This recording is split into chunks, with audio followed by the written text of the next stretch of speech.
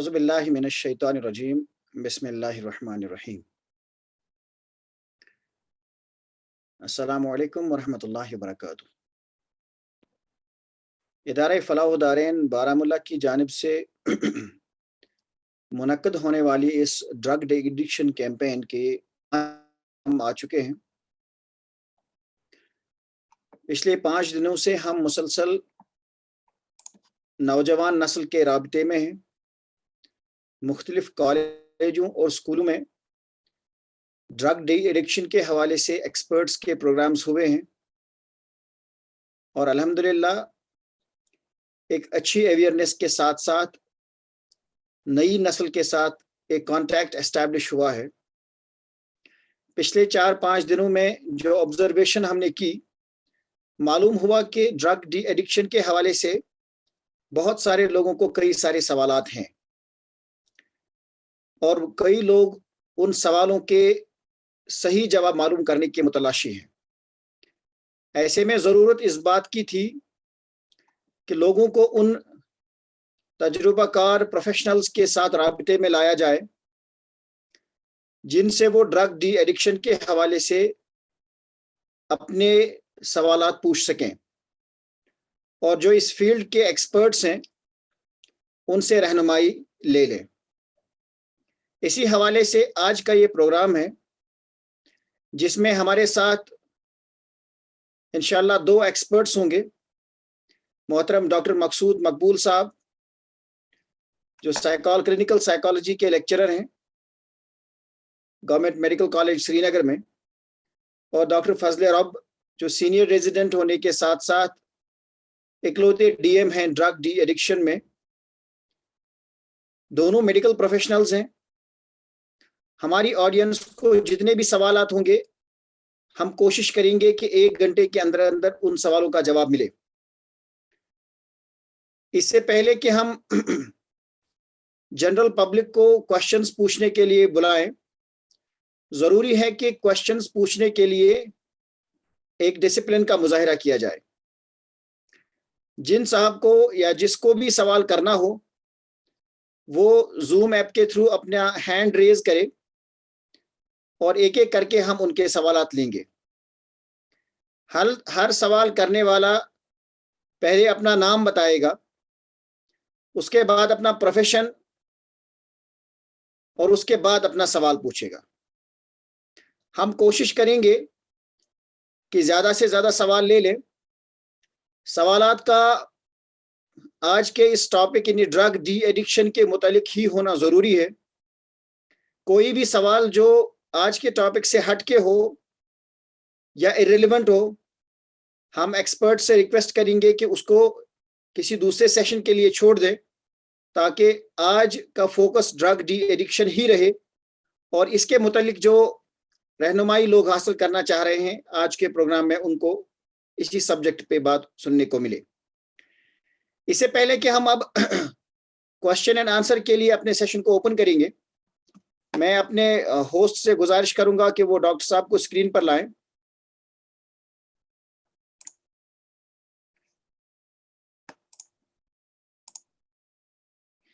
आप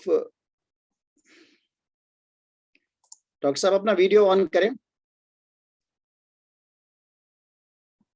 शुक्रिया। इनको आप पिन कर दीजिए फरहान साहब।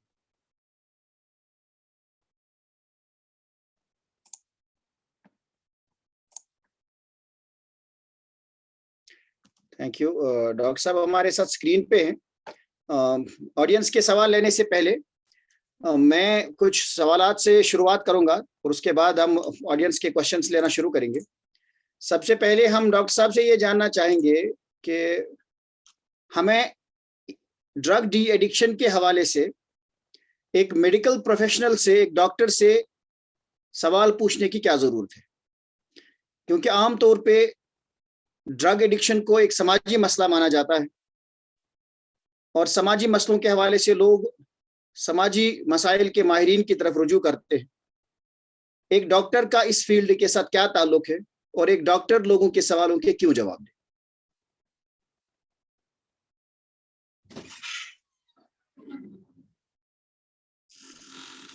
आपको आवाज आ रही है सर? हेलो। जी जी, आपकी आवाज आ रही है। जी जी जी जी।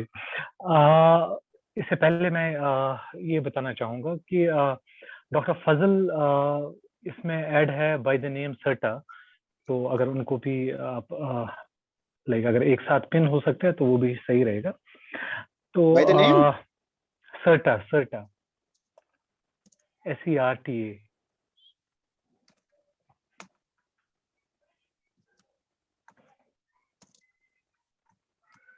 अच्छा, फजल उनने चेंज किया है नाम। हाँ, उनका अपना नाम चेंज, वो फजल, ठीक है, मैं हाँ, उनको भी चेंज पिन चेंज करूंगा। किया। ओके ओके ठीक है। मैं आपका ये क्वेश्चन सुना नहीं, थोड़ा सा आप प्लीज रिपीट करेंगे क्योंकि मैं इस कन्वर्सेशन में था। जी जी, एक मिनट में दोनों को, आप लोगों को स्क्रीन पे लाता हूँ। ऑलरेडी हो गया दोनों आ रहे हैं? जी जी। आई थिंक दोनों तो नहीं आ रहे, इनका वीडियो ऑफ है। हाँ जी, हमने शुरुआत की थी इस सवाल से कि आमतौर पे ड्रग एडिक्शन को एक समाजी मसला माना जाता है, तो इस हवाले से डॉक्टर की तरफ रुजू करने की क्या वजह हो सकती है कि हम डॉक्टर से ये सवाल पूछें और डॉक्टर से इन सवालों के जवाब ले लें? बिल्कुल। मुझे लगता है कि ड्रग एडिक्शन जैसे आपने बोला एक सोशल इशू है, तब भी हम डॉक्टर के पास क्यों जाते हैं? हम अगर हम एक तरीके से सोचें, उसको थोड़ा सा ओवर सिंप्लीफाई करें, ये एक रस्सी है, जैसे रस्सी के दो एंड्स है। एक एंड है जहाँ पे सोशल रिफॉर्मेशन की जरूरत है, जहाँ पे प्रिवेंटिव मेजर्स हम अप्लाई कर सकते हैं कि ड्रग्स कहाँ से आ रहे हैं, ड्रग्स कौन से अप्लाई कर रहे हैं, ड्रग्स को प्रमोट कौन कर रहे हैं, उनको बाई कौन कर रहे हैं, इसके अंदर और क्या क्या चीजें इन्वॉल्व है। और दूसरा सिरा है जो डॉक्टर्स के हाथ में होता है मोस्टली, या ट्रीटमेंट जो करते हैं उनके हाथ में होता है। सो दैट मीन्स जो ऑलरेडी इसमें फंसे हुए हैं। तो मुझे लगता है ये एक बहुत ही रिफॉर्मेशन, एक कॉम्प्लेक्स प्रोसेस होना चाहिए। और इनफैक्ट इसमें एक साइड से हम जब प्रिवेंटिव मेजर करते हैं तो वहाँ पे ज्यादातर रोल सोशल रिफॉर्मर्स का होता है, और दूसरे साइड से डॉक्टर्स का रोल रहता है, ताकि वो जो ऑलरेडी इसमें मुलविस है, इसमें ऑलरेडी फंसे हुए हैं इस प्रॉब्लम में, तो उनको फर्स्ट एड दे, उनको फास्ट ट्रीटमेंट के लिए बुलाएं। क्योंकि यही एक जो हमें लाइक जहाँ पे हम स्टार्ट कर सकते हैं, वो यही लोग होते हैं जहाँ जो ऑलरेडी इस ड्रग एडिक्शन में होते हैं। सो हमें जो विजिबल प्रॉब्लम होती है वो है पेशेंट्स, जो हमारे पेशेंट्स होते हैं, यही विजिबल एक एंड है इस रस्सी का।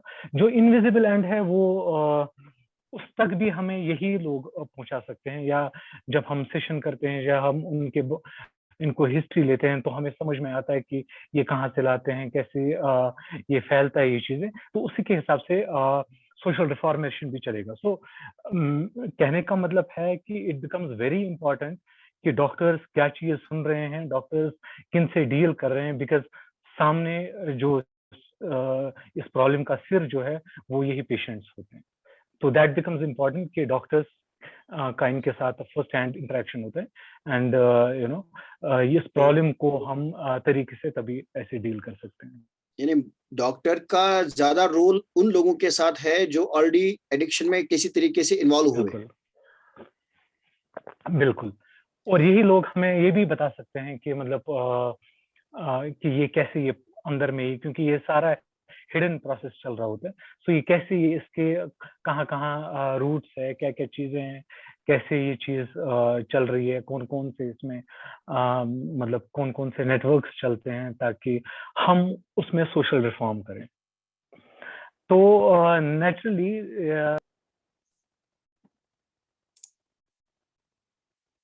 एक बहुत इम्पोर्टेंट रिस्पॉन्सिबिलिटी बनती है डॉक्टर्स की कि वो कैसे वो इस प्रॉब्लम से रिएक्ट करते हैं। तो क्या रीजन है कि लोग एडिक्ट बनते हैं और उसके बाद उनको आपके पास आने की जरूरत पड़ती है? एज ए डॉक्टर जब आप उनके बयानात को सुनते हैं तो what is the reason they have become the addicts, how they have become the addicts? पहले कि हम आगे बढ़े, मुझे लगता है कि अगर डॉक्टर फजल पुराने क्वेश्चन में कुछ ऐड करना चाहें तो वो ऐड कर सकते हैं कि डॉक्टर्स के पास ही पेशेंट क्यों आते हैं और ये इम्पोर्टेंट क्यों है? डॉक्टर फजल, अगर आप कुछ जी, ऐड करना चाहें। अस्सलाम वालेकुम।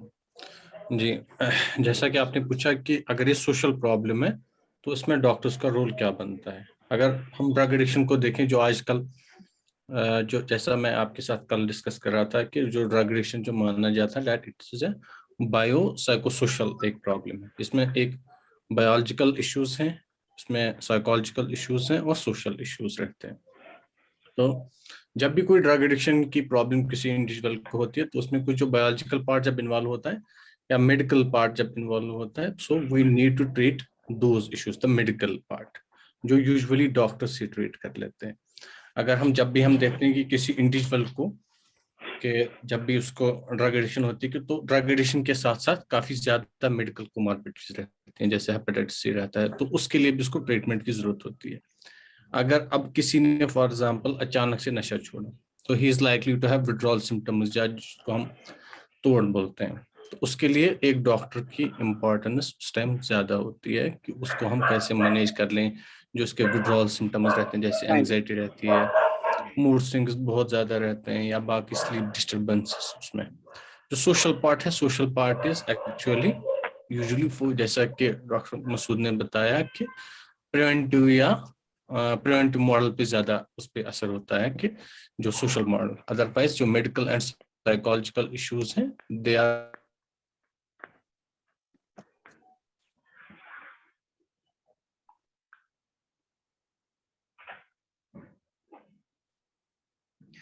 डॉक्टर फजल, आपकी आवाज, हमारी आवाज आपको आ रही है? जी,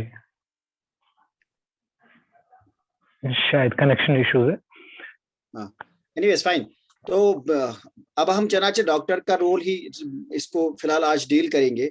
तो एज डॉक्टर्स जो पहली ऑब्जर्वेशन है जिसको आप एनलाइटन करें वो ये कि एज ए काउंट कहा जाता है कि there are more than 6 lakh drug addicts in Kashmir as per the government records. लेकिन जब हॉस्पिटल रिकॉर्ड्स चेक करते हैं तो बहुत लिमिटेड नंबर है, 3,000, 5,000, 10,000। तो ऐसा क्यों है कि मार्केट में, पब्लिक में ड्रग एडिक्ट्स की बहुत बड़ी तादाद है लेकिन डॉक्टर के पास जाने वालों की एक बहुत लिमिटेड तादाद है? जी, उसका एक्चुअली रीजन ये है कि ऑल ओवर द वर्ल्ड अगर हम देखें, अगर हमारे पास या हॉस्पिटल सर्विसेज के पास एक इंडिविजुअल आता है किसी भी कम्युनिटी में, तो आप ये रूल ऑफ थंब ये माना जाता है कि 10 यूजर्स ऐसे हैं जो डॉक्टर्स के पास नहीं आते हैं। वो कम्युनिटी जो all over the world stats माने जाते हैं। अगर किसी कम्युनिटी में जैसे ने देखा है कि 10 ड्रग यूजर्स आए हैं ट्रीटमेंट के लिए, तो ये कंसिडर किया जाता है कि उसमें उस कम्युनिटी में एटलीस्ट 100 ड्रग यूजर्स होंगे ही। अब ऐसा है कि मतलब हमारे पास नंबर्स कम क्यों हैं?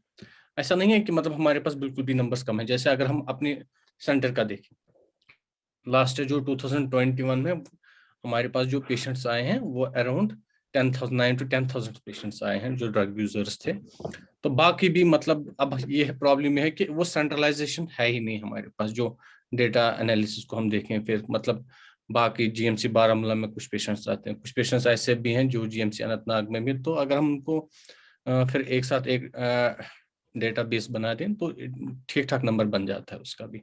अदरवाइज यही है कि जो ट्रीटमेंट सीकिंग है that is very poor as compare to other drug, other जैसे मेडिकल डिसऑर्डर्स हैं उनमें ठीक ठाक ट्रीटमेंट सीकिंग होती है। इसमें थोड़ा सा डिफिकल्टीज रहते हैं, जैसे स्टिग्मा की वजह से कभी पेशेंट्स को पता भी नहीं होता है कि इसके लिए ट्रीटमेंट या डॉक्टर्स की जरूरत होती है, और जिनको पता होता है वो उनको लगता है कि नहीं अब कौन जाएगा श्रीनगर, अब वहां से कौन जाएगा, तो they continue with drug use for long periods of time. काफी टाइम तक वो ड्रग यूज कंटिन्यू करते हैं। उसके बाद जब उनको अनफॉर्चुनेटली कुछ प्रॉब्लम हो जाए, जैसे ओवरडोज हो जाए, कोई मेडिकल प्रॉब्लम कुछ और हो जाए, देन दे सीक ट्रीटमेंट या फैमिली उनको कंपेल करे। कौन सा स्टेज है जब एक आदमी एक औरत ड्रग से इंटरेक्ट करे, ड्रग यूज करना शुरू करे, तो कौन से स्टेज में उसको चाहिए कि वो डॉक्टर को कंसल्ट करे?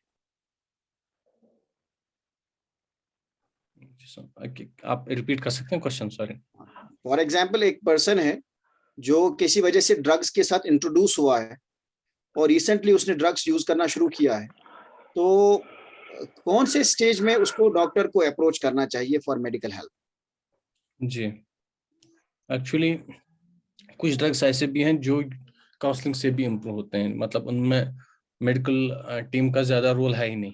कुछ ड्रग्स जैसे मतलब कभी किसी ने कैनबिस यूज किया, उसने महीने में एक बार कैनबिस यूज किया, तो उसमें बस अगर हम इवन फैमिली मेंबर्स या रिलीजियस या कम्युनिटी लीडर्स थोड़ा सा उसके साथ बैठें, देखिए उसके इश्यूज क्या क्या, तो उसमें यूजुअली डॉक्टर का रोल नहीं बनता है। डॉक्टर का रोल तभी बनता है जब इश्यूज आ जाएं, जैसे socio occupational dysfunction, social dysfunction आ रहा है, ऑक्यूपेशनल डिस्फंक्शन हो रही है, काम में प्रॉब्लम हो रही है, बहुत ज्यादा चोट लग रही है, अगर वो नशा बंद करने की कोशिश कर रहा है तो उसमें उसके विड्रॉल सिम्टम्स आ रहे हैं। But it is always preferable कि जैसे आप कोई पेशेंट ऐसा है, कोई इंसान ऐसा, उसने एक बार भी हेरोइन यूज किया, तो उसको चाहिए कि वो उसी टाइम या नेक्स्ट डे ही डॉक्टर के पास जाए।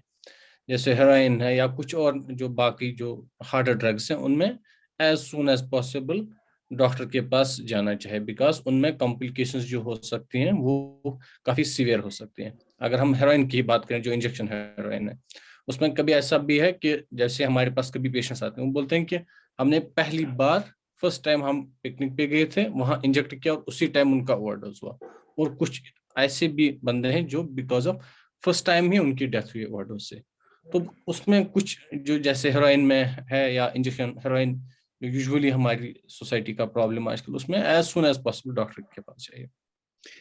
फाइन। मैं अगर किसी ड्रग एडिक्ट को जानता हूँ, या मुझे कैसे पता चलेगा कि कोई पर्सन है जो एडिक्ट बन रहा है और मुझे उसको सपोर्ट के लिए किसी डॉक्टर या काउंसलर को के पास ले जाना? How can a person identify कि दूसरा आदमी जो है वो ड्रग्स यूज कर रहा है, उसको ड्रग डॉक्टर के पास या काउंसलर के पास या किसी एक्सपर्ट के पास ले जाना? जी, मुझे लगता है कल जो सेशन किया था हमने वो इसी पे किया था कि वो रिकॉग्निशन के, तो मसूद साहब would like to add. Masood sir. जी, मुझे लगता है जितने भी वार्निंग साइंस है, जैसे डॉक्टर फजल ने कल भी अपने लेक्चर में बोला था, वार्निंग साइंस बहुत इजी होते हैं चेक करना एक लेमैन पर्सन के लिए भी। और उसमें बस इतना ध्यान रखना है कि अगर मोटे लफ्जों में कहें कि अगर आप कोई चेंज इन बिहेवियर देख रहे हैं फ्रॉम द अर्लीस्ट, सो आप एक इंसान को, आप एक फ्रेंड को जानते हैं बहुत टाइम से, लेकिन अचानक से कुछ चेंज देख रहे हैं आप, अचानक से वो इरिटेबल हो रहा है, अचानक से आप देख रहे हैं कि वो नींद कम कर रहा है या ज्यादा कर रहा है, वो क्लास बंक कर रहा है, वो आ नहीं रहा है, काम पे नहीं आ रहा है, वो बात कम कर रहा है या बहुत ज्यादा कर रहा है, या उसमें फिजिकल साइंस है, शेकी बॉडी है, पूरी बॉडी शेक हो रही है, या डिसओरिएंटेड लग रहा है, या वो ब्लड शॉट आईज है। तो ये चीजें हैं, जब भी आपको चेंज लगे तो देयर इज अ पॉसिबिलिटी कि ये एक सब्सटेंस अब्यूज की निशानी हो सकती है। तो यूजुअली क्या होता है कि आप बस नजर रखें, आप try to get more and more evidences. जो ही आपको लगता है तो इट्स ऑलवेज बेटर कि उनको ट्रीटमेंट के लिए भेजा जा सके।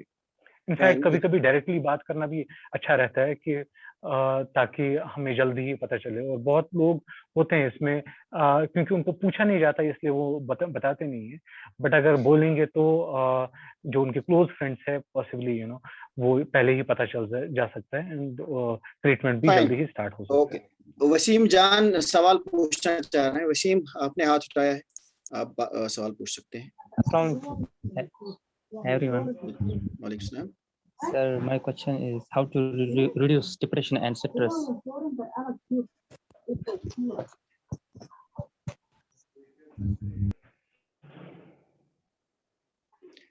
ये पूछ रहे हैं कि ये ड्रग एडिक्शन के वजह से या ड्रग रिलेटेड स्ट्रेस और डिप्रेशन की बात कर रहे हैं या जनरल डिप्रेशन की बात कर रहे हैं? वसीम, आपकी आवाज आ रही है? Yes, sir. Sir, आप क्या पूछ रहे हैं, थोड़ा एक्सप्लेन करें। Sir, how depression level, stress level कैसे काम करे? सर क्योंकि जनरल क्वेश्चन है। सर ड्रग्स कर रहे हैं, इसी वजह से सोसाइटी में बहुत पर्सन ड्रग्स कर।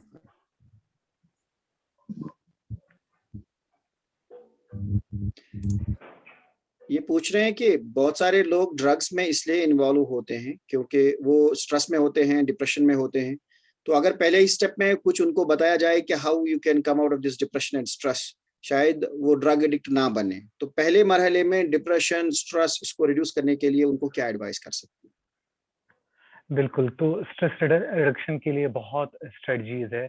आई थिंक वो एक और अपने आप में एक लेक्चर बन सकता है कि आप कैसे स्ट्रेस को रिड्यूस कर सकते हैं। अगर मैं बहुत ऊपर से बोल सकूं तो इट्स लाइक आप कितना साइकोलॉजिकल वेलबींग को ठीक रखते हैं, आप अपने फिजिकल हेल्थ को कितना ठीक रखते हैं, because this is all connected, ये सब मिला हुआ होता है। आप साइकोलॉजिकल वेलबींग के लिए हम क्या कर सकते हैं, आप अपना जो जैसे फॉर एग्जांपल आप एक्सरसाइजेस कर रहे हैं, आप लोगों के साथ मिलजुल रहे हैं, आप इसमें बहुत सारी टेक्निक्स है। इवन जैसे मैं बताऊं आपको, टेक्निक्स डीप ब्रीदिंग से स्टार्ट हो सकती है। ये बात आपकी सही है कि एक्टिविटी ये डिप्रेशन और स्ट्रेस है या मेंटल हेल्थ है, इसके लिए एक फुल ऑन सेशन की जरूरत है। So I think we would take it some other time as a full topic. आज हम ड्रग एडिक्शन रिलेटेड ही क्वेश्चंस अपने आप में जी जी। और इरफान इनकेस अगर बाद ड्रग एडिक्शन आपको की वजह से, इरफान बाद आपका सवाल, इनकेस अगर ड्रग एडिक्शन की वजह से जैसे स्ट्रेस फील हो रहा है, तो द प्राइम इंपॉर्टेंस बिकम्स कि आप पहले ड्रग ही ठीक करें, वो अब्यूज ही, वो एडिक्शन ही ठीक करें, because that becomes the source of everything. और डॉक्टर के पास जाके कुछ प्राइमरी वो केयर ले सकते हैं। Later on in the long run फिर सोशल रेनफोर्सर्स और साइकोलॉजिकल रेनफोर्समेंट पे ही आना पड़ता है। इरफान बाद। हाँ, अस्सलाम वालेकुम। वालेकुम सलाम। मेरे एक दो सवालात हैं। मैं एक जो कल फजल साहब ने, डॉक्टर फजल साहब ने एक सेशन किया था, उसमें भी एक सवाल रह गया था। इनफैक्ट टाइम कम था तो मैं कर ना पाया, तो आज मौका लेते हैं क्योंकि फजल साहब भी हमारे साथ अवेलेबल हैं। तो एक सवाल मेरा यह है कि कल डॉक्टर साहब आपने कहा था कि जो अभी भी आपने कहा कि कुछ रीजनस हैं, मेडिकल रीजनस हैं, सोशल रीजनस हैं और साइकोलॉजिकल रीजनस कॉजेज। तो क्या कोई सर्वे हो पाई है जो आपका ओपीडी में रहता है कि ज्यादा क्या कॉजेज रहते हैं, मेडिकल कॉज इन इटसेल्फ जो ओरिजिनल जो मेडिकल कॉज है, क्या ऐसा है कि या मेडिकल कॉज जो सेकेंडरी कॉजेज होते हैं, या इन इटसेल्फ कोई मेडिकल प्रॉब्लम है जो ऐसे आपने कल कहा था कि जेनेटिक। तो क्या मतलब इसका कोई क्या सर्वे है कि ज्यादा कौन से काजेस होते हैं, सोशल होते हैं या साइकोलॉजिकल होते हैं या मेडिकल इटसेल्फ ओरिजिनेटेड, जिससे कि ड्रग एडिक्शन की तरफ कोई बंदा जाता है? बिकॉज आम इंसान के लिए ये समझना बड़ा मुश्किल रहता है। Please be brief in asking questions. हाँ, ये एक सवाल है, तो इसका अगर डॉक्टर साहब पहले जवाब दे देते। जी जी। अगर हम जो जेनेटिक रिलेटेड, जैसे कि आपने बोला था जेनेटिक रिलेटेड, अगर हम रिसर्च देखें, उसमें सबसे ज्यादा जो रिसर्च है वो अल्कोहल पे हुआ है। अल्कोहल पे ये हुआ है कि मतलब अगर कोई पेरेंट है जो अल्कोहल यूज कर रहा है, अब जो उसका बच्चा है, तो उसको अगर हम कंपेयर करेंगे कि उसको रिस्क कितना है, जो बाकी जो उसके मतलब पेयर ग्रुप है उनके कंपैरिजन में हम देखें कि दोनों को रिस्क कितना है, तो ये देखा गया रिसर्च में कि जिसका पेरेंट अल्कोहल यूज कर रहा है उसको ऑलमोस्ट 4 टाइम्स हायर रिस्क है एज कंपेयर टू दूसरा बच्चा जिसको फादर में या किसी भी पेरेंट में ड्रग अल्कोहल की हिस्ट्री नहीं है। तो that tells you about the genes में भी काफी ठीक ठाक रिसर्च हुआ है कि काफी ज्यादा जीन्स जो जिनकी वजह से जो इंडिविजुअल्स हैं, जो फैमिली मेंबर्स या जो सिबलिंग्स या इवन जो उनके किड्स हैं, उनको रिस्क रहती है higher as compare to other बाकी जिनमें फैमिली हिस्ट्री नहीं है। अब ये है कि मतलब रिसर्च में क्या पाया गया है कि क्या क्या फैक्टर्स रहते हैं। एक तो जेनेटिक फैक्टर्स, वो तो सबसे इंपॉर्टेंट होता है, सबसे ऑलमोस्ट जो ड्रग एडिक्शन में अगर हम देखें, that's known as the nature versus nurture. Nature में ये है कि ये genetic, almost 40 to 60% of drug addiction is because of genetic issues. उसके बाद अगर हम देखेंगे कि बाकी जो एनवायरमेंटल इश्यूज हैं या बाकी जो उसके साइकोलॉजिकल या सोशल इश्यूज हैं, किसी को डिप्रेशन हो उसकी वजह से भी। अगर हम अपनी सोसाइटी का देखें, यहाँ पे पीयर प्रेशर बहुत इंपॉर्टेंट रोल, मतलब जब भी हम किसी पेशेंट के साथ बात करें कि उसको ये ड्रग एडिक्शन या ड्रग यूज का आइडिया कहाँ से मिला था, तो वो हम यूजुअली उनका यही रहता है कि पीयर प्रेशर, कि मेरा दोस्त नशा करता था, उसने मुझे बोला था एक बार ट्राई कर लो, out of curiosity experimentation I tried and then I got hooked on this. तो पीयर प्रेशर, क्यूरियोसिटी, अपने एंजाइटी या मूड रिलेटेड डिसऑर्डर्स, प्लस उसमें जो पहले से जो रिस्क रहती है, that is actually genetic loading. Genetic loading ठीक ठाक, वो बोथ जेनेटिक फैक्टर्स या बायोलॉजिकल फैक्टर्स, उसके साथ साथ बाकी साइकोलॉजिकल और सोशल फैक्टर्स। ये बताइए डॉक्टर साहब, ये जो ड्रग एडिक्शन को डिस्क्राइब किया जाता है एज ए ब्रेन डिजीज, सो ये इसके लिए किसी सोशल फैक्टर का होना जरूरी है कि या किसी इंसान का एक टाइम ड्रग के साथ इन्वॉल्व होने के बाद ब्रेन ऑटोमेटिकली इन्वॉल्व हो जाता है और ये इफेक्ट हो जाता है? जी जी, एक्चुअली सोशल फैक्टर्स या जैसे हम काउंसलिंग जब भी हम करते हैं तो उनका भी ठीक ठाक रोल रहता है। ब्रेन, हमारी जो ब्रेन बायोलॉजिकल चेंजेस रहते हैं, जैसे आप किसी ने ड्रग यूज किया एक बार, तो ड्रग की वजह से क्या प्रॉब्लम रहती है कि वो हमारे जो वायरिंग होती है न्यूरॉन्स की, वो कम्प्लीटली चेंज होती है। एक बार उसने ड्रग यूज किया तो थोड़ा सा चेंज हुआ, रिपीटेड यूज जैसे ही हो गया उसकी वजह से फिर उसको क्रेविंग जैसे होने लगी, तो उसकी वजह से ब्रेन में इतने चेंजेस रहते हैं। जैसे अगर हम देखेंगे कि वेंट्रल स्ट्रैटम से जो बाकी ब्रेन एरियाज हैं वो डॉर्सल स्ट्रैटम में चेंज होता रहता है। पहले तो उसका ये इशू था कि पहले वो एंजॉयमेंट के लिए करता था नशा, उससे पहले उसको किक मिलती थी, एंजॉयमेंट मिलती थी। अब ग्रेजुअली उससे क्या होता है कि ऐसे ब्रेन एरियाज इन्वॉल्व हो रहे हैं जिसमें उसको इस वजह से नशा लेना पड़ रहा है टू अवॉइड विड्रॉल सिम्टम्स। तो बस मतलब बाकी बाकी ब्रेन एरियाज जिसमें ऑलमोस्ट जो वेंट्रल स्ट्रैटम है, डॉर्सल स्ट्रैटम या बाकी जो डिफरेंट ब्रेन एरियाज हैं वो इन्वॉल्व होते रहते हैं। और वो ऐसी स्टडीज जो हुई हैं, दे हैव बीन, जो फंक्शनल एमआरआईज या बाकी जो न्यूरो इमेजिंग हायर मतलब जो रिसर्च हुआ उसमें ये पाया गया है कि काफी ज्यादा चेंजेस होते हैं इसके। उवैस भट्ट।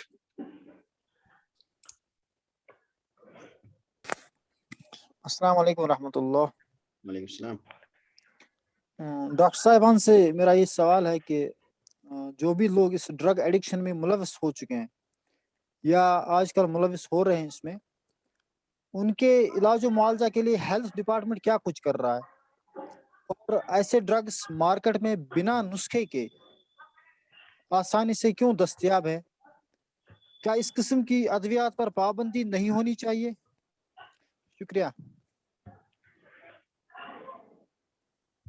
सर आप आंसर करेंगे? डॉक्टर फजल, अच्छा, मुझे लगता है कि ऐसा भी नहीं है कि लाइक खासकर जो आयोट्रोजेनिक ड्रग अब्यूज, खासकर अगर आप मान लीजिए कि कुछ ड्रग्स है जो बहुत इम्पोर्टेंट है पेन मेडिसिन में, तो लोगों का जो मतलब जो पेशेंट है जिनको क्रॉनिक पेन प्रॉब्लम होती है, उनको ये ड्रग देने की जरूरत बहुत जरूरी है। और तो अवेलेबिलिटी तो होगा ही, बिकॉज यूजेज है खासकर पेन मेडिसिन का। आप समझ लीजिए एक इंसान है जो दिन रात पेन में है और वो उसका क्वालिटी ऑफ लाइफ क्या होता होगा। तो नेचुरली पेन मेडिसिन है, बट देन डॉक्टर्स भी तब देते हैं, वो डॉक्टर फजल बेटर बता सकते हैं, they always keep this thing in mind कि ये ओवर एक यूजेज ना हो इसका, और फौरन से फिर चेंज भी करते हैं कि अगर ऐसा लगे कि बहुत टाइम तक देना पड़ रहा है, या मोर सेफ ड्रग्स देते हैं। तो ये कहीं ना कहीं ये एक इम्पोर्टेंट, जैसे आप देख सकते हैं कि कफ सिर्फ है, सिंपल कफ सिर्फ भी इम्पोर्टेंट रखना है, लेकिन अब वो यूज कितना करेगा वो दूसरे बंदे तक है। तो मुझे लगता है कि ये थोड़ा सा ट्रिकी है यहाँ पे कि हम टोटली ही इसको बंद करें, जो जो चीजें ब्रेन को मेलाइन कर सकते हैं या मेंटल फंक्शंस को मेलाइन कर सकते हैं। बट जो कोर हार्ड कोर ड्रग्स है विदाउट प्रिस्क्रिप्शन, मुझे लगता है आजकल आपको इजीली कुछ नहीं मिल सकता है, अनलेस जो बेचने वाला बंदा है, जो फार्मासिस्ट है, वही उन रूल्स को ये नहीं मतलब फॉलो नहीं कर रहा है। But otherwise it is difficult to get that, कोई भी मेडिसिन। अच्छा, बाकी doctor medical department, okay fine, medical department ऐसी कौन सी फैसिलिटीज अवेलेबल कर रहा है लोगों को कि अगर कोई ड्रग एडिक्ट बन रहा है कश्मीर में फिलहाल, जहां पर वो रीच आउट कर सकता है, और वहां पर उसके लिए क्या फैसिलिटीज है, और क्या लोग ट्रीटमेंट कर पाते हैं और ठीक हो जाते हैं? डॉक्टर फजल। जी जी जी सर, थैंक यू। अगर हम ट्रीटमेंट फैसिलिटीज की बात कर लें तो 2 साल पहले तक हमारे पास जो ड्रग एडिक्शन सेंटर्स जो थे वो एक तो SMHS का था और एक दो प्राइवेट सेंटर्स थे टोटल, और प्राइवेट सेंटर्स मतलब मुझे उनका पता नहीं है कि उनकी कंडीशन क्या थी। और मतलब अगर हम आज देखेंगे कि आज कितने सेंटर्स हैं, आज कहाँ कहाँ पे ट्रीटमेंट फैसिलिटीज हैं, तो अभी जो गवर्नमेंट ऑफ इंडिया का ये है कि जम्मू एंड कश्मीर को अराउंड 12 एडिक्शन ट्रीटमेंट फैसिलिटीज मिली हैं, जो बाकी किसी भी स्टेट में नहीं। तो 8 तो अराउंड हमारी वैली में ही है, उसमें उन दो फंक्शनल सभी नहीं है अभी। जैसे प्रॉब्लम यह है कि जो आपका नॉर्थ एरिया है वहाँ पे एटीएफएस या एडिक्शन ट्रीटमेंट फैसिलिटीज अभी फंक्शनल नहीं है। साउथ कश्मीर में है कि शोपियान में है, पुलवामा में है, या सेंट्रल में बडगाम में है। तो नॉर्थ कश्मीर में नहीं, अभी एटीएफ एडिक्शन ट्रीटमेंट फैसिलिटीज नहीं है, स्टार्ट हो गई हैं। अब यह है कि जीएमसी बारामूला में may be around 2 to 3 months में वो स्टार्ट हो रहा है उनका एडिक्शन ट्रीटमेंट फैसिलिटी। उसके बाद वहां पे भी अब फिर पेशेंट्स को हम एडमिट कर सकते हैं। तो ये प्रॉब्लम ये था कि 2-3 साल तक इतनी प्रॉब्लम नहीं थी, इतने पेशेंट्स नहीं आते थे। अब जब पेशेंट ज्यादा होने लगे, अब एक्सपेंशन हो रहा है। तो हेल्थ डिपार्टमेंट की तरफ से अब मोर एक्सपेंशन, बट मैं मानता हूं कि अभी उतनी फैसिलिटीज भी नहीं है जिसको हम बोलें कि no they are up to mark, we need to expand, हमें एक्सपेंड करने की जरूरत है। तो उसमें भी मुझे लगता है कि अभी गवर्नमेंट की तरफ से कुछ और इश्यूज, कुछ और एक्सपेंशन हो रहा है, may be with in 1 year Sopore, Handwara plus Baramulla addiction treatment facility जो जीएमसी बारामूला में स्टार्ट हो रहा है। डॉक्टर साहब, आई थिंक कल हमारा एक लेक्चर था गवर्नमेंट बॉयज कॉलेज में, वहाँ डॉक्टर तजम्मुल साहब थे। जी सर, उन्होंने वहाँ पे कहा था कि हमने बारामूला में ये जो एडिक्शन ट्रीटमेंट फैसिलिटी है वो ऑलरेडी शुरू की हुई है, और हमारे पास 6 बेडेड फैसिलिटी भी है पेशेंट्स के लिए, जो डी एडिक्शन ओपीडी वहाँ पे है, काउंसलिंग सेंटर भी है। तो आई डोंट थिंक एग्जैक्टली, मुझे खुद इन्फॉर्मेशन नहीं है कि वो स्टार्ट हो चुका है। I believe that has started. तो अगर डॉक्टर तजम्मुल हमें ज्वाइन कर रहे हैं तो वो अनम्यूट कर लें, और अगर वो उसके बारे में एनलाइटन कर सकते हैं। Anyways, we'll get back to this question. Mehrajuddin.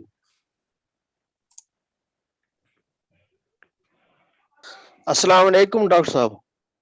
Actually, I have 2 questions to ask. Please. Number 1, what is the most critical factor in addiction? Both genetic and environmental. Number 2, how can we prevent drug abuse among youth? I mean, what strategies we should adopt to prevent teenage abuse as social organization like Palaudare? And please elaborate the word drug mafia. Thank you. जी okay. हाँ, आपने ये question पूछा है कि genetic ज्यादा important है कि बाकी फैक्टर्स। तो हर किसी ये मतलब मैंने जैसे आपसे पहले डिस्कस किया था कि around 40 to 60% of drug addiction overall is related to your genetics. तो जेनेटिक्स का ठीक ठाक रोल है। कभी ऐसा भी होगा कि उनकी किसी भी फैमिली मेंबर में ड्रग एडिक्शन की प्रॉब्लम नहीं है, बट स्टिल वो ड्रग यूज में फंस जाते हैं। किसी इंडिविजुअल के लिए जेनेटिक फैक्टर्स इंपॉर्टेंट है, किसी के लिए बाकी मेडिकल जैसे साइकोलॉजिकल फैक्टर्स या सोशल फैक्टर्स। कोई बंदा ऐसा है कि वो उस एरिया में गया है जहाँ पे जैसे कश्मीर से काफी जो स्टूडेंट्स हैं पंजाब में जाते हैं, यहाँ पे उनको कोई ड्रग एडिक्शन की प्रॉब्लम नहीं थी 3-4 साल पहले, फैमिली में कोई ड्रग यूजर नहीं था, वो चले गए पंजाब जहाँ पे सोशली एक्सेप्टेबल था अल्कोहल, अवेलेबिलिटी यहाँ से ज्यादा थी, तो उन्हें वहां से स्टार्ट किया। तो उस इंडिविजुअल के लिए सोशल फैक्टर ज्यादा इंपॉर्टेंट थे, किसी के लिए जैसे जिसको बायोलॉजिकल फैक्टर ज्यादा थे। तो ये वेरी करेगा, बट कंट्रीब्यूशन दोनों का ठीक ठाक है। अब ये सेकंड क्वेश्चन आपने क्या पूछा था कि ट्रीटमेंट स्ट्रेटजी क्या हो सकती है और एक सोशल ऑर्गेनाइजेशन क्या कर सकती है, और हम कैसे ये मतलब प्रिवेंट करें। तो जब भी हम प्रिवेंशन की बात करें तो उसमें हमेशा ये रहता है कि एक तो रहता है कि सप्लाई रिडक्शन। सप्लाई रिडक्शन में यही है कि सप्लाई को कम करना है। जब अवेलेबिलिटी कम होगी तो ड्रग यूजर्स भी कम हो जाएंगे।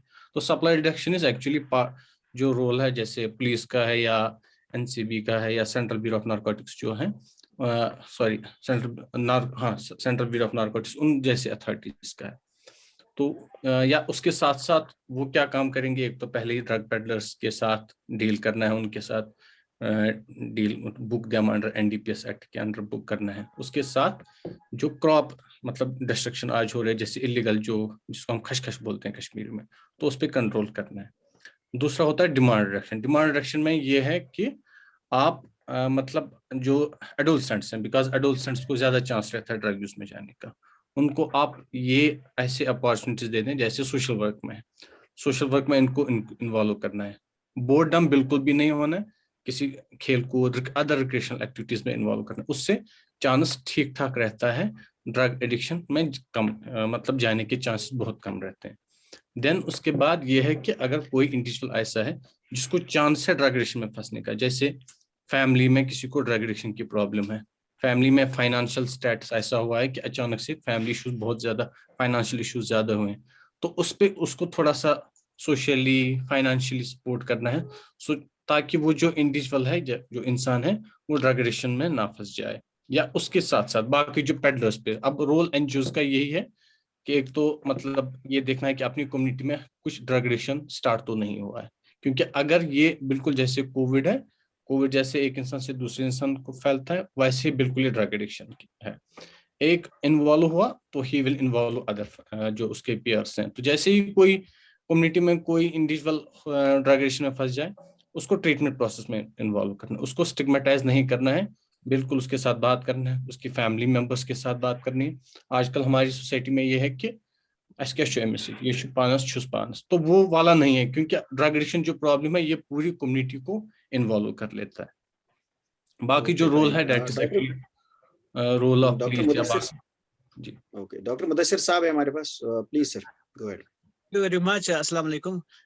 मैं बेसिकली एक जो आप लोगों ने अभी डिस्कस किया जीएमसी बारामूला के बारे में, तो मैं आपके सारे लिसनर्स को ये बता दूं कि हमने बहुत पहले ही बारामूला में जो 6 बेडेड हॉस्पिटल है उसमें लोगों को एडमिट करना शुरू किया था। जो डॉक्टर फजल कह रहे हैं एटीएफ सेंटर के जो फंड्स है वो अभी स्टार्ट नहीं हुआ है, वो एक अलग सेंटर आता है, लेकिन in the department of psychiatry we have already started people admitting. Even ये बहुत पहले जब हमने ज्वाइन किया है 2 साल पहले, उसके बाद ही हमने स्टार्ट किया था। और यहाँ पे मैं एक और खुशखबरी भी बता दूं बारामूला के लोगों के लिए, ये ओएसडी सेंटर भी स्टार्ट हुआ है जीएमसी बारामूला में। तो मुझे लगा मैं अवेलेबल हूँ, डॉक्टर तजुमला अवेलेबल नहीं है, तो मैं इसका रिप्लाई कर दूं। We are having 6 bedded hospitals and whole team is there. It's a very cooperative department. No need to wait for that waiting list, कोई ऐसा कुछ होगा। बारामूला में जब भी किसी को ऐसा कुछ लगे कि that I am having this issue and I should come to Baramulla, वो एडमिट कभी भी आके अपने आप को कर सकते हैं, और हम हमेशा जीएमसी में अवेलेबल है उनको हेल्प करने के लिए। Thank you sir. Okay, Mudassir साहब 1 मिनट आप हमारे साथ रहें, ये बताएं कि क्या क्या फैसिलिटीज अवेल कर सकता है एक इंसान? काउंसलिंग कर सकता है, ट्रीटमेंट कर सकता है, फ्री मेडिकल हेल्प कर सकता है, वहाँ उसको रिहेबिलिटेशन के लिए क्या सपोर्ट मिल सकता है? Are there any government schemes जिनका आप बेनिफिट दे सकते हैं? आपको जीएमसी श्रीनगर में फैसिलिटीज मिलेंगी, साइकेट्रिस्ट अवेलेबल है, मेडिकल अफसर्स अवेलेबल है, रजिस्ट्रार्स अवेलेबल है, और हमारे पीजीज अवेलेबल है, पीजीज नहीं जेआरस अवेलेबल है, साथ में काउंसलिंग फैसिलिटीज भी अवेलेबल है। और लेकिन फ्री दवाइयाँ शायद अभी लेस लाइकली मैं शायद, क्योंकि ऑन बिहाफ ऑफ तजुम्मुल बोल नहीं सकता हूँ अवेलेबल है नहीं अवेलेबल है, पर क्योंकि अभी वो शायद चीजें एटीएफ सेंटर जब अच्छे से फंक्शन करना शुरू कर देगा, प्रोबेबली शायद वो फैसिलिटीज भी डेवलप हो सकती है। सारी चीजें हैं, लेकिन अभी धीरे धीरे जो हमारे लेवल था 1 साल पहले या 2 साल पहले जीएमसी में, वो अब बेहतर हो रहा है। और ये जो बारामूला में या डिस्ट्रिक्ट लेवल पे एटीएफ्स खुल रहे हैं, इनका जो स्टैंडर्ड है in terms of man power and equipment and training, वो श्रीनगर या एम्स इससे कंपैरेटिव है या ज्यादा जैसे प्राइमरी हेल्थ केयर सेंटर के मुकाबले में? नहीं, I think tertiary care I seriously believe that कि जो हमने अभी पेशेंट्स को एडमिट किया है उनका अच्छा फीडबैक रहा है, मतलब अच्छा खासा फीडबैक रहा है, और वो इम्प्रूवमेंट लाइन पे भी आ रहे हैं और फॉलोअप्स पे भी ठीक ठाक चल रहे हैं। क्योंकि एक ड्रग एडिक्शन में आप लोग शायद डिस्कस करेंगे, रिलैप्स हायर साइड से होते हैं इस वाले पर्टिकुलर फील्ड में, लेकिन हमारे पास जो भी अभी ट्रीटमेंट करके गए हैं थोड़ा रिलैप्स को कम दिख रहा है। प्रोबेबली इसका मतलब ये हो जाएगा, शायद मैं ये साबित करना चाह रहा हूँ कि we are working with them and we hope better results आ जाएंगे। एटीएफ सेंटर जो आप हिसाब से अभी उम्मीद है कि we have to work with that. शायद उसके जो कोविड की वजह से जो प्रॉब्लम्स हमको हुई है फंड्स में, बाकी चीजों में, शायद वो बेहतर हो सकती है आने वाले कल में। Okay, thank you, Dr. Mudassir, for informing us about all these Thank you. things. खुदा हाफिज। Irfan Fayaz, your question, please. अस्सलाम वालेकुम रहमतुल्लाह।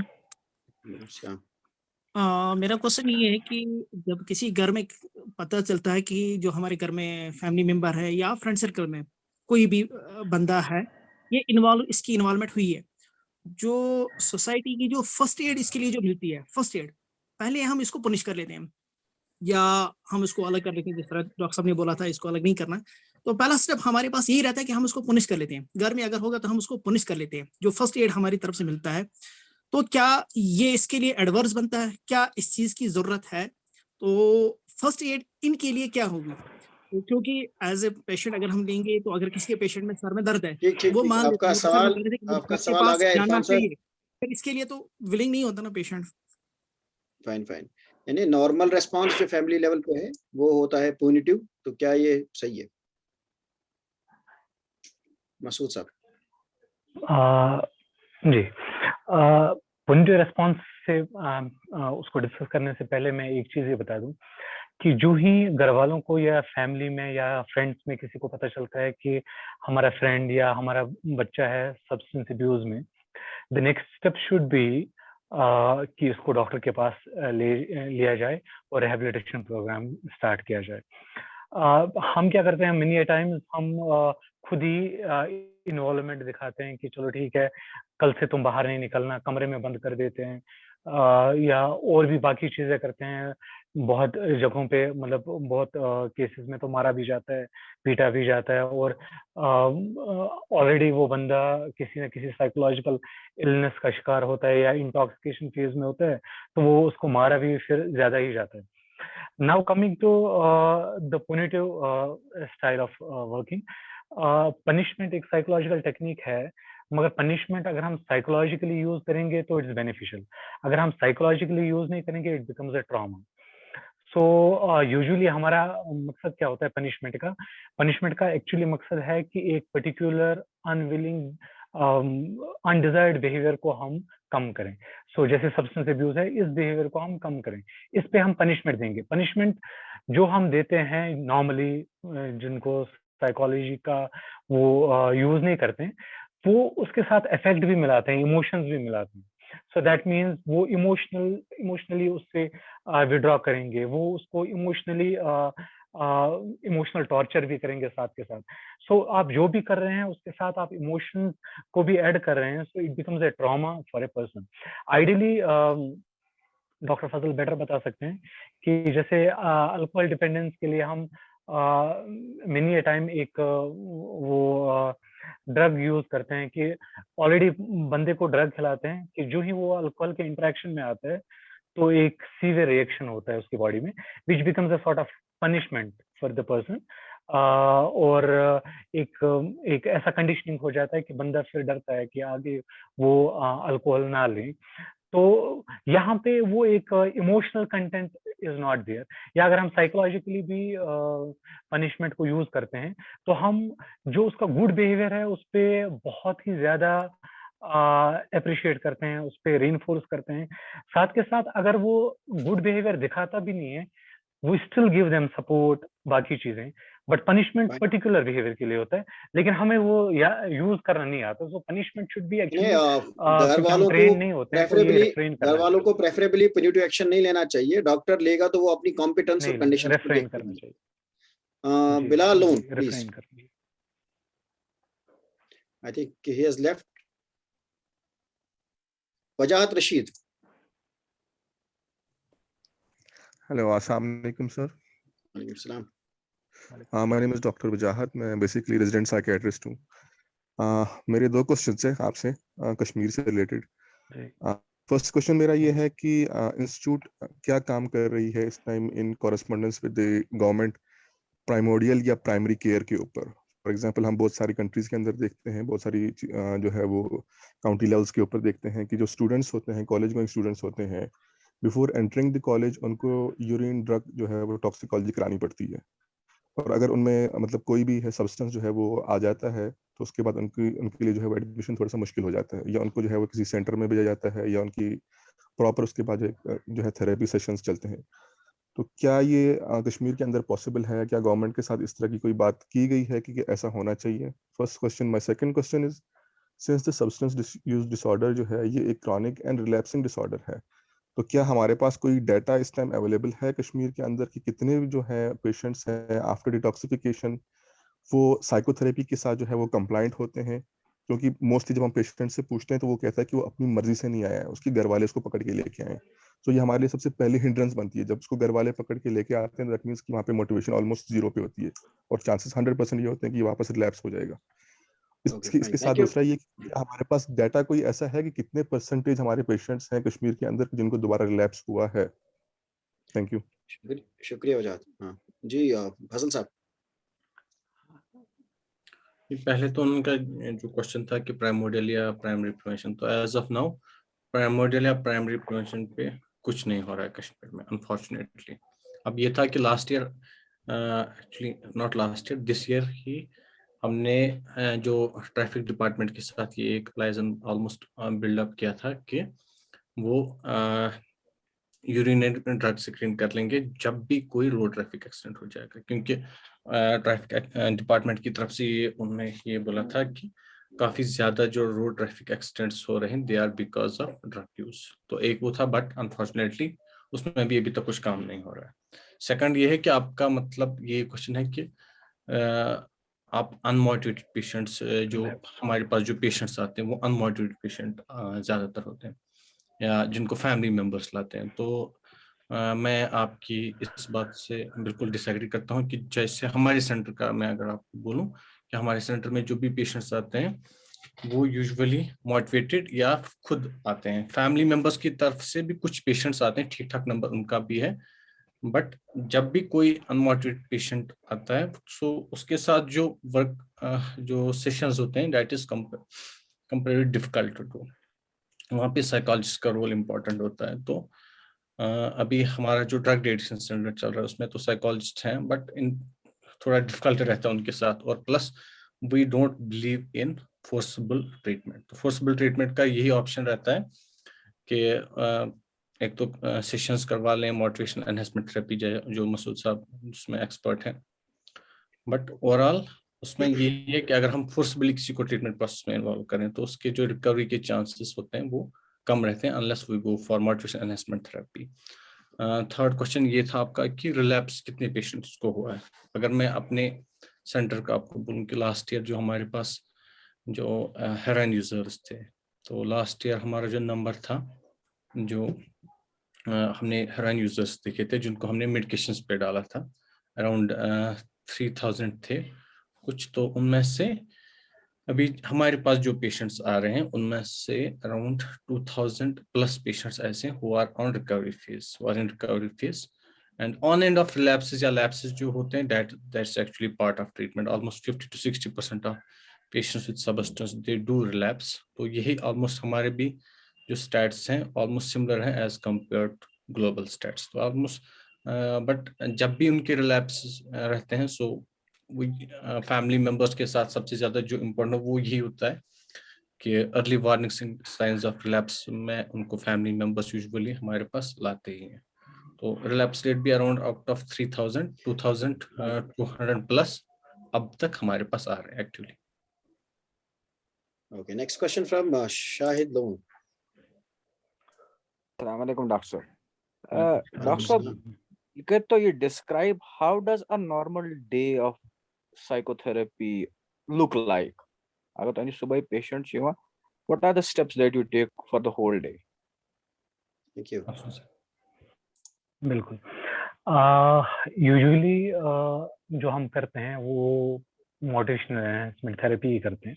पेशेंट हमारे पास आता है यूजुअली विद नो मोटिवेशन, अगर हम देखेंगे थोड़ा माइन्यूटली, बिकॉज वो कितना मोटिवेटेड होते हैं कि हम इस चीज को चेंज कर सकते हैं, अपने बिहेवियर को चेंज कर सकते हैं।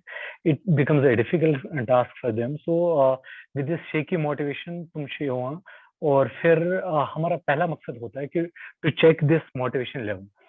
ठीक है, पेशेंट आया हमारे पास, चाहे घर वालों ने लाया जबरदस्ती, या हमारे पास साइकाइट्रिस्ट ने रेफर किया, या वो खुद आया ये चीज समझ के, या दोस्त ने लाया। Our first prime focus is to check the motivation. वो मोटिवेशन की किस स्टेज पे है। मोटिवेशन के स्टेजेस है कि एक बंदा पहले टोटल जो इनकार करता है कि मुझे नहीं छोड़ना है, चाहे उसका वजह कुछ भी हो कि मैं नहीं छोड़ सकता हूँ, या मैं छोड़ नहीं पाऊंगा, या मेरे उस एबिलिटी में नहीं है, whatever the reason is, वहां से कि मैं नहीं छोड़ पाऊंगा तो टोटली वो एक्शन प्लान वगैरह बनाता है। तो इस फेज में वो कहीं भी हो सकता है, और हम इंटरव्यू करते हैं, हिस्ट्री लेते हैं, बात करते हैं, जिससे हमें पता चलता है कि ये किस मोटिवेशन के फेज में है। सो हमारा सेकंड स्टेप होता है कि हम इस मोटिवेशन को एनहांस करें। इनफैक्ट अगर वो कोई एक्शन प्लान लेके भी आया हुआ है और एनफ मोटिवेशन है, स्टिल हमारा मकसद होता है कि हम उसको सस्टेन करें, उस मोटिवेशन को, उस मोटिवेशन के स्टेज को सस्टेन करें। और हम क्योंकि मोटिवेशन में बहुत बार ऐसा भी होता है कि वो वापस, अगर मोटिवेटेड है बंदा लेकिन अचानक से कुछ हुआ घर पे, या कुछ और चीज हुआ लाइफ में जिससे मोटिवेशन फिर से खराब हो गई, या लैप्स हो गया, तो मोटिवेशन फिर से बिगड़ गई। So we try to keep that motivation till at least वो एक्शन प्लान टोटल एक इसमें एक्शन में आ जाए, वो प्लान एक एक्शन में आ जाए। And then we keep a close watch, they keep on coming. We also instruct them कि अगर खुदा ना खास्ता अगर आपको क्रेविंग हो रही है, बाकी चीजें हो रही है, और you feel any psychological sign, क्योंकि बहुत बार दे डोंट नो क्रेविंग कैसे हो रही है। बहुत बार क्या होता है कि क्रेविंग की जगह पे गुस्सा आ रहा है, नींद नहीं आ रहा है, बाकी चीजें हो रही है। So they have to report this to us. तो हम क्या करते हैं, many times we take help of psychiatrist also, यानी मेडिसिन आल्सो, ताकि उन चीजों को कंट्रोल करें। Meanwhile we are always keeping motivation levels under check, और मकसद होता है कि ये लैप्स ना करे। इनफैक्ट अगर लैप्स भी कर पाया, उसके बाद हम स्ट्रेटजीज बताते हैं कि how do you keep yourself away from all the things जो आपको लैप्स में ला सकते हैं। Ejaz Ahmad, please ask your question. अस्सलाम वालेकुम। वालेकुम सलाम। यस, आवाज जी आपकी आवाज आ रही है, आप अपना सवाल पूछ सकते हैं। सर, मैं डॉक्टर एजाज जीडीसी कुलगाम में एज ए कॉन्ट्रैक्टर काम कर रहा हूँ। सर, मैंने अभी जस्ट आपका देखा, फ्लावर देरन अच्छा काम कर रहे हैं। सर, मेरा डायरेक्ट क्वेश्चन ये है कि अब जो करंट सिनेरियो में हम हमारे पास कोई भी पेशेंट होता है, ठीक है ना, हम उसको जिसको भी, चाहे डिप्रेशन है, एंजाइटी है, व्हाट्सएवर जो प्रॉब्लम है, हम उसको साइकियाट्रिस्ट के पास ले जाते हैं। तो साइकियाट्रिस्ट ड्रग्स प्रोवाइड करता है, ठीक है सर। तो ड्रग्स प्रोवाइड करने के बाद क्या हम उसको बर्बादी की तरफ नहीं जा रहे हैं? मैंने ऐसे पेशेंट ऐसे देखे हैं जो कंटिन्यूसली ड्रग कर रहे हैं, वो एज 25-27 ईयर्स हैं। क्या ऐसे साइकियाट्रिस्ट के पास तो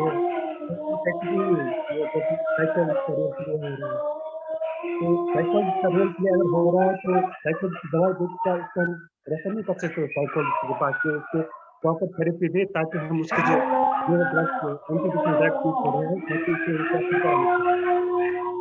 एजाज साहब तो सवाल सुना इस बात की आसान है आवाज है फिलहाल ऑडिबल नहीं है। सवाल बेटर है कि अगर वो लिख लें इस चीज को। अगर तु लिखित हेकु तेल हेको वैसे तिस काल सो इस बे आगे सवाल तिस करो कंक्लूड। डॉक्टर साहब तुम वनियो अख इंसान एडिक्ट बना अमिस शा हेका पीर ते इलाज करित? डॉक्टर साहब उर्दू वुचो अगर वुचो कि एडिक्शन, डॉक्टर साहब उर्दू हाँ ओके। अगर हम जी ओके अगर हम देखेंगे कि लाइक एडिक्शन के सिम्टम्स क्या है, उसके कॉजेज क्या है, तो ऐसा तो नहीं लग रहा है कि मतलब इस चीज से कोई फर्क पड़ सकता है, अदर देन कि एक प्लेसिबो इफेक्ट होगा। कि आप मान लीजिए कि फॉर एग्जांपल मुझे बहुत फेथ है किसी चीज पे, तो वो फेथ एक काम कर सकता है, अदरवाइज अदर देन दैट मुझे लगता है कि इसका डायरेक्ट कनेक्शन तो नहीं होना चाहिए, बिकॉज और आप देखिए ये सारा बायोलॉजिकल प्रोसेस है। आप इरिटेबल हो रहे थे, क्यों हो रहे हैं? आप ड्रग ले रहे हैं तो आपका क्या फिजियोलॉजिकल और साइकोलॉजिकल रिएक्शन होता है। This is all you know there is one to one connection, physical process, physiological process है। तो बेटर है कि यहाँ पे बहुत बार हम एक गलती ये करते हैं, अदर देन क्योंकि प्लेटफॉर्म बड़ा है तो इसलिए यहाँ पे एक मौका ढूंढ रहा हूँ मैं। बहुत बार हमारे पास केसेस आते हैं जो डिसोसिएशन के होते हैं। This is not related to substance abuse. Dissociation के केसेस को हम मोस्टली पीयर साहब के पास ही ले जाते हैं, एंड जितना मेरा एक्सपीरियंस है यहाँ पे, आई हैव फाउंड कि they are getting more abuse जब वो वहाँ पे यू नो, मैं सबकी बात नहीं कर रहा हूँ, बट सिग्निफिकेंट नंबर हमें सुनने को मिल रहा है कि प्रेफरेबली लोगों को डॉक्टर को कंसल्ट करना चाहिए compare to this other things. बहुत इंपॉर्टेंट है। अच्छा, लास्ट बट वन क्वेश्चन, ये क्वेश्चन कल से या इस कैंपेन के दौरान बहुत पूछा गया कि आप जो डॉक्टर साहिबान आते हैं, आप लोग लेक्चर देते हैं, आप लोग 10-15 ड्रग्स के नाम बता देते हैं, लोग यूज क्या करते हैं, क्या इसके जरिए आप लोगों को एजुकेट करते हैं कि आप लोगों को कैसे ड्रग यूज करना है, या आप लोगों का ये नाम बताने से लोग ड्रग से बचते हैं? तो क्या ऐसे प्रोग्राम्स के नतीजे में ड्रग एडिक्शन बढ़ता है या अवेयरनेस ड्रग एडिक्शन कम करने में मदद करती है? मुझे लगता है डॉक्टर फजल भी इसमें ऐड कर सकते हैं, लेकिन मेरे हिसाब से अवेयरनेस कभी भी कोई प्रॉब्लम नहीं बढ़ा सकता है। इनफैक्ट बहुत सारे सेंसिटिव इश्यूज जैसे सुसाइड है, सुसाइड पे भी अगर आप बात नहीं करेंगे तो वो चीज, या सेक्सुअल अब्यूज है, आप बात नहीं करेंगे, it doesn't come out. So you have to talk about it, आपको बात करना ही होगा, और अवेयरनेस कभी भी किसी चीज को बढ़ा नहीं सकता है। जी डॉक्टर फजल। ये एक्चुअली डिपेंड करेगा कि आपका प्लेटफॉर्म कौन सा है। जैसे उन्होंने बोला था कि ये 10 सब्सटेंसेस के नाम बता दिए, जो ये प्लेटफॉर्म है, दिस इज ऑल, मुझे लगता है ज्यादातर अडल्ट्स हैं, ग्रोन अप अडल्ट्स हैं। तो अगर हम एडोलसेंट्स में या स्कूल चिल्ड्रन में ऐसा प्रोग्राम करें, ड्रग एडिक्शन अवेयरनेस प्रोग्राम, तो वहां पे आपको ये पिक्चर्स नहीं दिखानी है, नाम नहीं बताने, क्योंकि वो बहुत क्यूरियस रहते हैं। अगर आपने उनको यहाँ से फीड किया कि ये ड्रग्स हैं, इनको ऐसे यूज करना है, ये नशा ऐसे करना है, फेविकोल ऐसा है, ऐसा है, तो वहां पे आप उनका रिस्क बढ़ा सकते हैं। और स्टडीज में भी देखा गया है, जैसे कोकेन में हुआ था कि कोकेन पे जब अवेयरनेस प्रोग्राम्स हुए थे जो स्कूल चिल्ड्रन में, तो अराउंड 13% जो यूजर्स थे, कोकेन यूजर्स, उन्हें बोला था कि उनको कोकेन का पता ही नहीं था। तो उनको कब पता चला? जब वहां उनके स्कूल में कोकेन अवेयरनेस प्रोग्राम हुआ। अब डिपेंड करेगा प्लेटफॉर्म कौन सा। यहाँ पे अडल्ट्स हैं, उन यहाँ सबको पता है कि वो हम एडोलसेंट स्टेज से गुजर चुके हैं, हमारी जो क्यूरियोसिटी है वो काफी कम रहती है, एक्सपेरिमेंटेशंस के चांसेस बहुत कम रहते हैं। तो यहाँ पे हम हियर वी कैन डिस्कस, यहाँ पे हम डिस्कस कर सकते हैं। आई होप मैंने आंसर। जो इसके बारे में ऑलरेडी एग्जिस्टिंग रिसर्च है वो यही बताती है कि अवेयरनेस जो है, अवेयरनेस के नतीजे में हम न सिर्फ रोकथाम कर पाते हैं, बल्कि बहुत सारे लोगों को और लोगों को बचाने में भी मदद करते हैं। ड्रग एडिक्शन हमारे लेक्चर्स करने के बगैर भी फैल रहा है। कश्मीर में 6 लाख लोग ऑलरेडी एडिक्ट बन चुके हैं। अगर इस पर बात नहीं होगी तो लोगों को अवेयर नहीं किया जा सकता और लोगों को इस मामले में कोई हेल्प नहीं की जा सकती। तो लास्ट क्वेश्चन हम लेंगे, जो एजाज साहब हमारे साथ अभी थे, उसी का एक्सटेंशन भी है ये क्वेश्चन, कि आज नॉर्मली जब कोई कश्मीरी डॉक्टर के पास जाता है तो ये प्रिज्यूम किया जाता है नॉर्मली कि इसको कोई ऐसी दवा दी जाती है जिससे उसका स्ट्रेस मैनेज हो जाता है, उसका डिप्रेशन मैनेज हो जाता है। Most of the patients doctor साहब से कोई ना कोई ऐसी दवा लेके आते ही हैं जो स्ट्रेस कम करता है, डिप्रेशन कम करता है।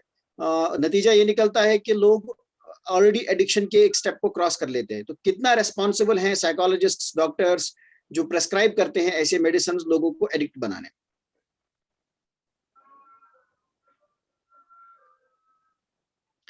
अगर हम देखें जी एक्चुअली थोड़ा ट्रिकी क्वेश्चन है। तो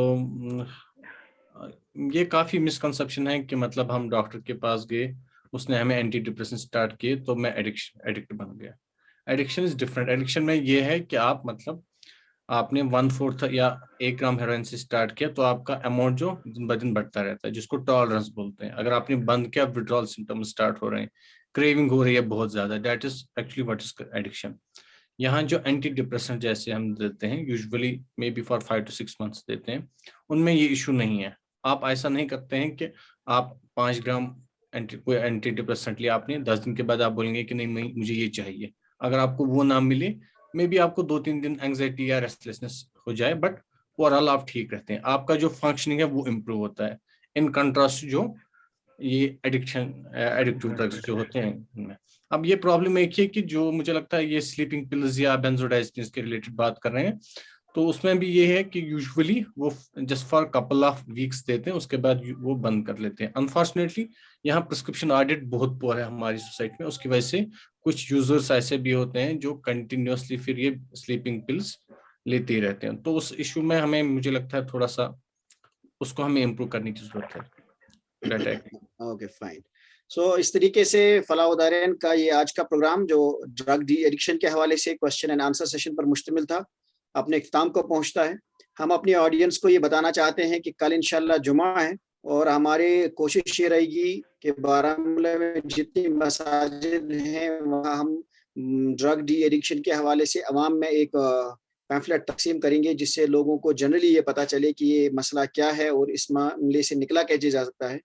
दूसरा, हमने बारामूला में तमाम आइमा जो हैं जुमा की मसाजिद के इमाम, उनसे रिक्वेस्ट की है और उनको ड्रग एडिक्शन और डी एडिक्शन के हवाले से एक मटेरियल भी दिया है और उनसे रिक्वेस्ट की है कि कल जो जुमा का खुतबा बारामूला के कस्बे में तमाम जामे मसाजिद में हो, वो इसी मौजू पर हो और लोगों को आगाह किया जाए कि जहां मेडिकल फ्रेटर्निटी की रिस्पॉन्सिबिलिटी है कि वो पेशेंट्स को ट्रीट करे, सोशल ऑर्गेनाइजेशंस की रिस्पॉन्सिबिलिटी है कि वो सोसाइटी को अवेयर रखे, सिविल एडमिनिस्ट्रेशन और पुलिस एडमिनिस्ट्रेशन की रिस्पॉन्सिबिलिटी है कि वो ड्रग के आमद को, इसके फरोग को, इसके प्रमोटर्स को कंट्रोल करे।